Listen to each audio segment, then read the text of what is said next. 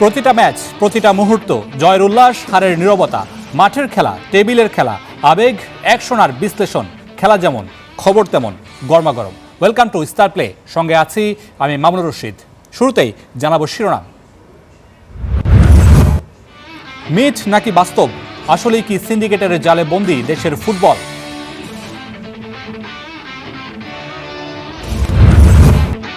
হামজা সমিতদের নিয়েও কিছু করতে পারছে না ক্যাবরেরা, তারপরেও কেন আস্থা রাখছে বাফুফে?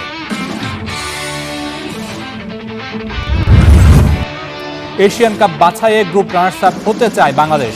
অ্যাওয়ে ম্যাচে হারাতেই হবে শক্তিশালী সিঙ্গাপুরকে।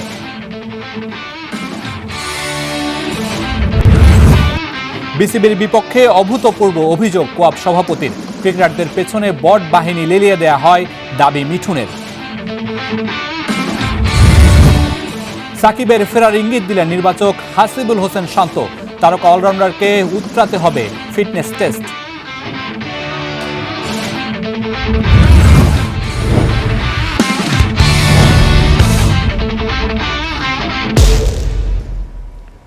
বাংলাদেশের ফুটবলের সবচেয়ে পরিচিত শব্দ সিন্ডিকেট, কিন্তু কিভাবে কাজ করে এই সিন্ডিকেট?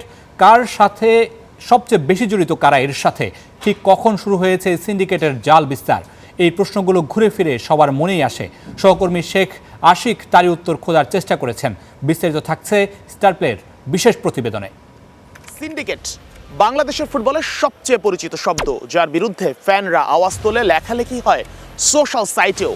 কিন্তু কিভাবে কাজ করে এই সিন্ডিকেট, কাদের স্বার্থ এর সাথে সবচেয়ে বেশি করে জড়িত, কিংবা আদৌ কি বন্ধ করা সম্ভব এই সিন্ডিকেটের দৌরাত্ম্য, সেটাই জানার চেষ্টা করব আজকের প্রতিবেদনে। সাথে আছি শেখ আশিক। সিন্ডিকেটের জালেবন্দি বাংলাদেশের ফুটবল, অন্তত ভক্তরা এটাই বিশ্বাস করেন। বিদেশ বিভুঁইয়ে যতই হামজা সমিত খুঁজে এনে লাল সবুজ পরিয়ে দেয়া হোক, তাতে কাজের কাজ কিছুই হবে না যদি সিন্ডিকেট নামের সেই বিষাক্ত বৃক্ষ সমূলে উপড়ে ফেলা না যায়। সিন্ডিকেটের দৌরাত্ম্য ভক্ত সমর্থকের কাছে দিবালোকের চেয়েও সত্য। কিন্তু বাফুফের সর্বোচ্চ কর্তারা কি এর অস্তিত্বে বিশ্বাসী? বাংলাদেশ ফুটবলের সিন্ডিকেট, এই কথাটা মানে আপনি প্রথম কবে শুনেছিলেন?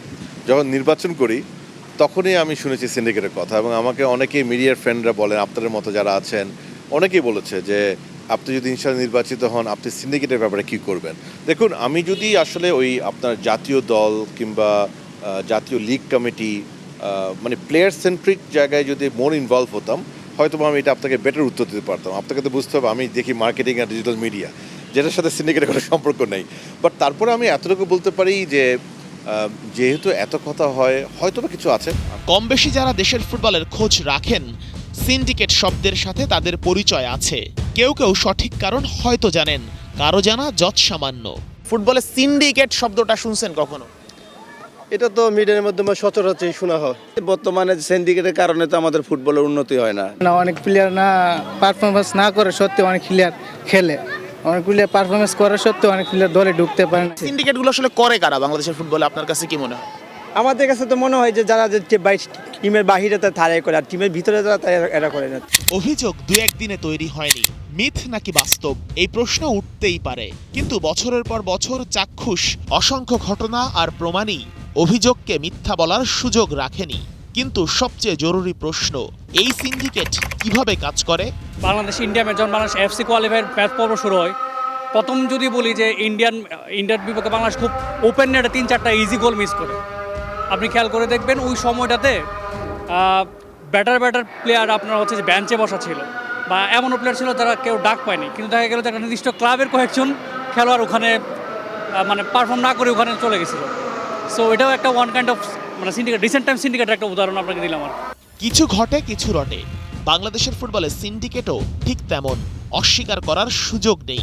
থার্ড ডিভিশন, ফোর্থ ডিভিশন বা তারও নিচে, ঘরোয়া ফুটবল থেকে আন্তর্জাতিক ম্যাচ, প্লেয়ার বাছাই থেকে কোচের নিয়োগ, কিংবা রাজনৈতিক পট পরিবর্তনের সাথে সাথেই নির্দিষ্ট ক্লাবের ক্ষমতার পরিবর্তন, আর সেই সাথে তাদের ক্লাবের ফুটবলারদের জাতীয় দলের স্কোয়াডে অন্তর্ভুক্তির অদৃশ্য চাপ, সবই সিন্ডিকেটের প্রভাব।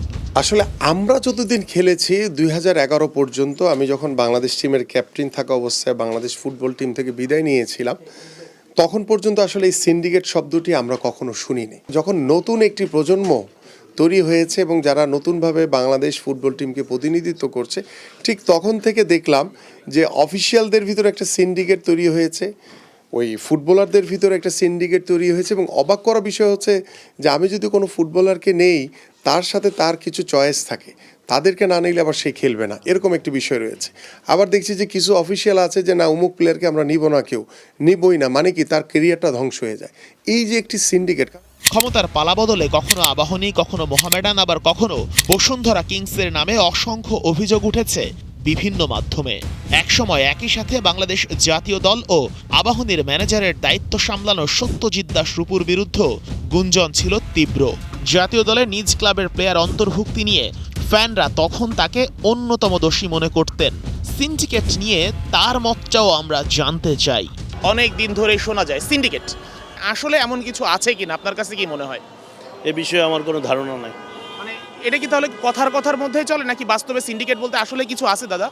আমার কোনো ধারণা নাই এই বিষয়ে। আচ্ছা দাদা, আরেকটা জিনিস বলে যে ক্লাবগুলোর নাকি প্রেশার থাকে, মানে দল নির্বাচনের ক্ষেত্রে। আপনি তো বাফুফেতেও ছিলেন, আবার ক্লাবের সঙ্গেও আছেন, মানে কোনো প্রেশার কি থাকে কিনা, মানে ক্লাবের যে আমার প্ল্যান নিতে হবে হ্যান, এই ধরনের কোনো বাস্তবে কোনো প্রেশার থাকে না? এগুলো শুধু গুঞ্জনের মধ্যেই থাকে দাদা? ক্লাবের প্রেশারের বিষয়টাকেও আমার জানা নাই, আমি এখনো পর্যন্ত সেটা দেখি নাই, তো সুতরাং এই বিষয়ে কমেন্ট করাটা সঠিক হবে। বাংলাদেশের ফুটবলে সিন্ডিকেটের উপস্থিতি ওপেন সিক্রেটের চেয়েও বেশি কিছু। সময়ের পরিবর্তনে হয়তো ব্যক্তি আর প্রভাব বিস্তারের ধরনে পরিবর্তন আসে, কিন্তু সেই দুষ্টচক্রের কখনোই মৃত্যু হয় না। কথায় আছে কিছু ঘটে আর কিছু রটে। বাংলাদেশের ফুটবলে সিন্ডিকেট ব্যাপারটা তেমনই, অস্বীকার করার উপায় নেই, হয়তো কম আর বেশি। তবে এখনই আশাহত হওয়ার কিছু নেই। ফ্যানরা আশায় বুক বাঁধতেই পারেন, স্বপ্ন দেখতে পারেন একদিন সিন্ডিকেট নামক কালো থাবা হার মানবে স্বচ্ছতার জবাবদিহিতার কাছে। সেই দিনের অপেক্ষায় কোটি football fans. Sheikh Ashik, star news, Dhaka. বড় কিছুর স্বপ্ন কি আসলেই দেখেছিল বাংলাদেশ ফুটবল ফেডারেশন?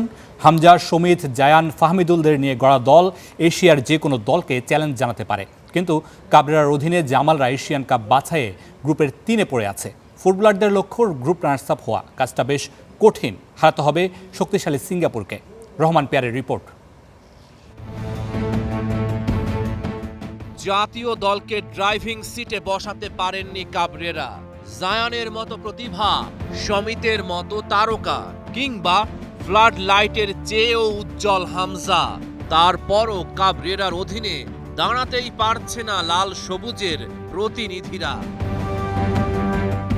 সামনে বড় পরীক্ষা, এশিয়ান কাপ কোয়ালিফায়ারে সিঙ্গাপুরের বিপক্ষে অ্যাওয়ে ম্যাচের জন্য প্রস্তুত হচ্ছেন জামালরা। 28 জনের স্কোয়াডে আনিসুর রহমান জিকোর না থাকাটা উস্কে দিয়েছে সিন্ডিকেটের প্রশ্নটা। এশিয়ান কাপ কোয়ালিফায়ারে বাংলাদেশ ম্যাচ খেলেছে মোট 5টা। রেজাল্ট বলছে হোম ম্যাচে 2 হারের বিপরীতে জয় 1টা। কিন্তু অ্যাওয়ে ম্যাচে একেবারেই ভিন্ন চিত্রটা। পরের মাঠে আনবিটেন লাল সবুজের প্রতিনিধিরা 2 ম্যাচের 2টাই ড্র। হংকংয়ের মাঠ থেকে 1 পয়েন্ট নিয়ে ফেরা বড় সাফল্য। সিঙ্গাপুরের বিপক্ষে জয়ের স্বপ্ন বুনছেন মোরসালিনরা। না, আমি এটা 100% একমত আপনার সাথে। আসলে আমাদের দলের স্ট্রেংথ অনেক বাড়ছে। আমরা অনেক টিম মেম্বার যারা আছে আমরা অনেক মোটিভেটেড। আমরা এখন দেখা যাচ্ছে আগে রিসেন্টলি আমরা আমাদের থেকে বেটার র্যাঙ্কিংয়ের টিমগুলোকেও আমরা আসলে আপনারা দেখেছেন হয়তো, আমরা সবসময় চেষ্টা করি একদম হেড টু হেড ফাইট করার জন্য। তো আমি বলতে চাই আমাদের স্ট্রেংথ এখন অনেক ভালো।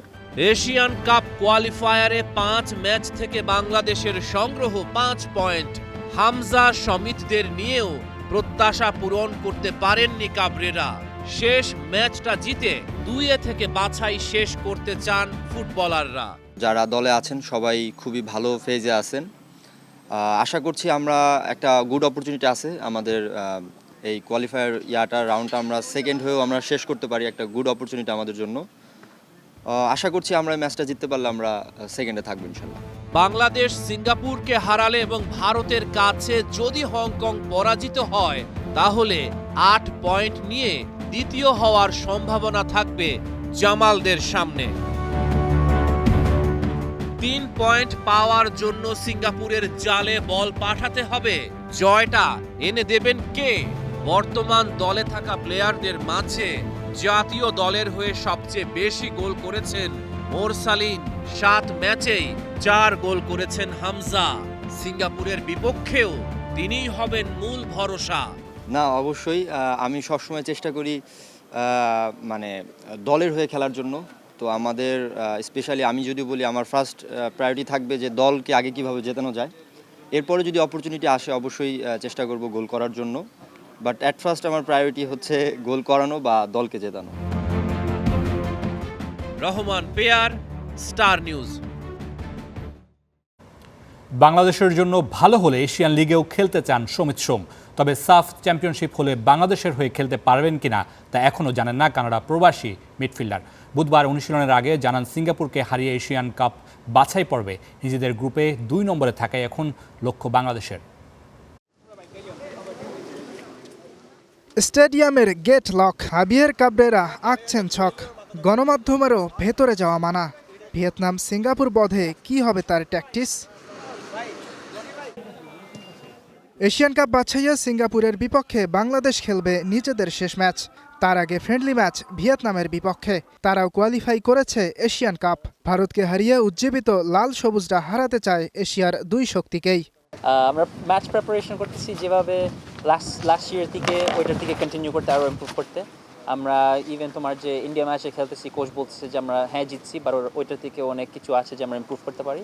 সো ওইটার উপরে আমাদের ফোকাস আছে যে ওই খেলার থেকে আমরা আরও কীভাবে ইমপ্রুভ করতে পারবো আর ওই কনসেপ্টগুলো কীভাবে অ্যাপ্লাই করতে পারি ভিয়েতনাম আর সিঙ্গাপুরের সাথে। এশিয়ান কাপে কোয়ালিফাই করার সুযোগ নেই বাংলাদেশের, তবে লক্ষ্য এখন সাব চ্যাম্পিয়নশিপ। দক্ষিণ এশিয়ার টুর্নামেন্টটি হলে লাল সবুজের হয়ে খেলতে পারবেন কি সমিত? ওইটা এখনো জানি না, ওইটা দেখি কি হয়। হোপফুলি করতে পারি, হোপফুলি আমার তো প্ল্যান আছে যে ম্যাচগুলো খেলতে পারি খেলবো, বাট ওইটা এখনো দূরে আছে। সো দেখি কি হয়। সমিত প্রতিবার জাতীয় দলের ক্যাম্পে যোগ দেন শেষে, এবার যোগ দিয়েছেন আগেই, কারণ এখন তিনি কোনো ক্লাবের সাথে চুক্তিবদ্ধ নন। ক্যাভালরি এফসি ছেড়ে কোথায় যাবেন সমিত তা এখনও অজানা। বাংলাদেশ জাতীয় দলের জন্য ভালো হলে খেলতে চান এশিয়ান লিগেও। আমি সব কিছুতে খোলা।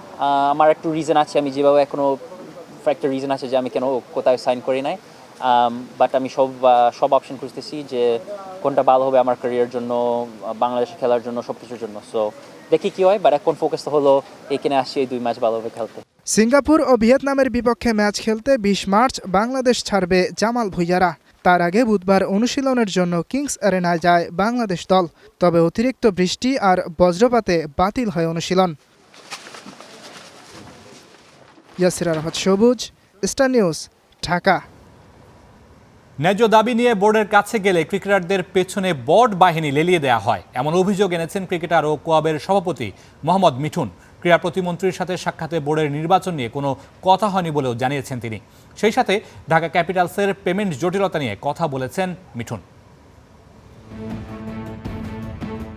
অভিযোগ, অভিযোগ আর অভিযোগ। বাংলাদেশ ক্রিকেট বোর্ড ঘিরে যেন অভিযোগের পাহাড় জমেছে। আলাদা করে বললে বর্তমান সভাপতি আমিরুল ইসলামের বিরুদ্ধেই অভিযোগের বারুদটা বেশি। এবার বিসিবির বিরুদ্ধে বড়সড় অভিযোগ এনেছেন ক্রিকেটার ও বর্তমান কোয়াবের সভাপতি মোহাম্মদ মিঠুন। বোর্ডের কাছে ন্যায্য দাবি নিয়ে গেলে সমাধান পাওয়া যায় না, উল্টো ক্রিকেটারদের পেছনে নাকি লেলিয়ে দেওয়া হয় বট বাহিনী। আমাদের ন্যায্য দাবি করলে পারে, আমাদের করলে তারা আমাদের পিছনে লেলায় দেয়, বট বাহিনী লেলায় দেয়। তাদের সাথে আমরা কি আলোচনা করব বলেন? শুধু তাই নয়, সম্প্রতি মোহাম্মদ মিঠুনকে ঘিরে গুঞ্জন উঠেছে ক্রীড়া প্রতিমন্ত্রীর কাছে ক্রিকেট বোর্ডের সবশেষ নির্বাচন নিয়ে অভিযোগ জানিয়েছেন তিনি। তবে এমন অভিযোগ অস্বীকার করেছেন মিঠুন। নির্বাচন তো আমাদের না ভাইয়া, আমাদের সাবজেক্ট না। আমাদের মাঠে খেলাটা সাবজেক্ট। মাঠের ক্রিকেট ঠিক মতন চলছে কিনা, প্লেয়ারদের সাথে ক্রিকেট বোর্ড ঠিক মতন আচরণ করছে কিনা, এইগুলো আমাদের মেটার ভাইয়া। ইলেকশন কি হয়েছে, কারা বোর্ডে বসে আছে, ওইটা আমাদের কাছে কোনো না। সবশেষ বিপিএলে ছিলেন ঢাকা ক্যাপিটালসের অধিনায়ক। বাকি সব দলের ক্রিকেটাররা টাকা পেলেও শুধু টাকা পায়নি ঢাকার ক্রিকেটাররা। ফোন দিলেও ফোন ধরছে না মালিক পক্ষ।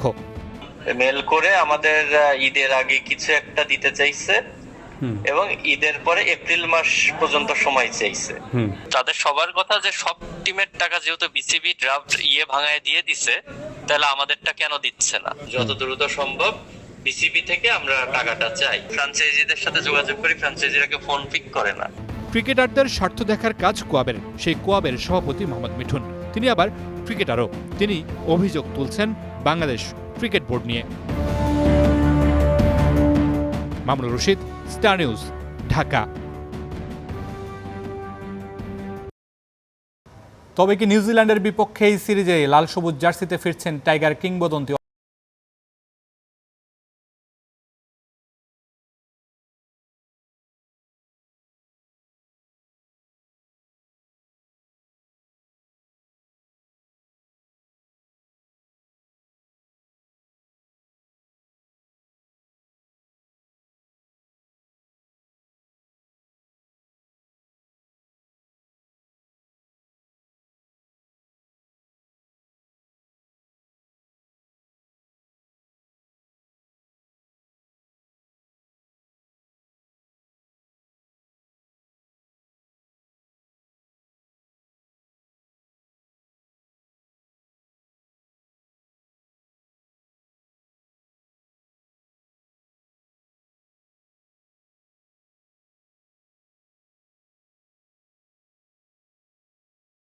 খোলামেলা বিসিবি নির্বাচক হাসিবুল হোসেন শান্ত।